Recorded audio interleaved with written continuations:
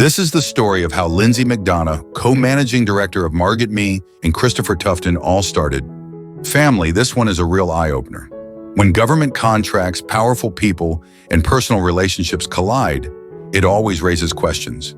Today we're revisiting a story first published by the Sunday Gleaner on July 26, 2020, written by senior journalist Jovan Johnson. It exposed how a government health campaign, a former board member, and a cabinet minister ended up at the center of one of Jamaica's biggest conflicts of interest.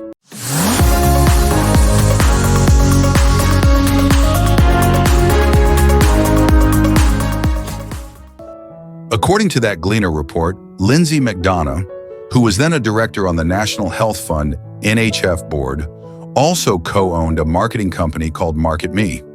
That same company later received the contract to run the Jamaica Moves campaign, a national health initiative led by Health Minister Christopher Tufton. Here's the timeline as the Gleaner outlined it. McDonnough sat on the NHF board, but reportedly did not declare her company's interest. Then, just 1 week before the NHF approved millions for Jamaica Moves, she resigned. 7 days later, the board gave its approval, and by June 2017, MarketMe signed the contract. The optics were terrible. A former board member's company getting a major government contract without open tender raised red flags about transparency.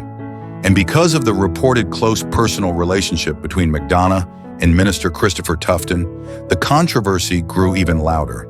Both denied wrongdoing, and the NHF later claimed her business interest was known.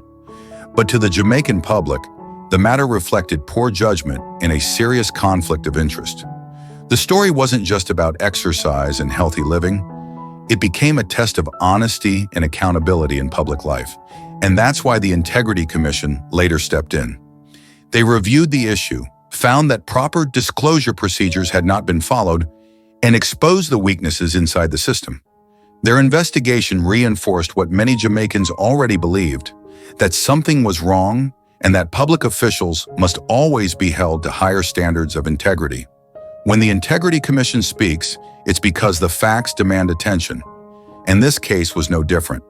The headline still echoes to this day. NHF board moves. Director's interest in Jamaica Moves kept secret from funding agency. Quits body a week before contract inked. Published in the Sunday Gleaner, July 26, 2020. Family, this is why transparency matters. When the Integrity Commission points out wrongdoing, it's not personal.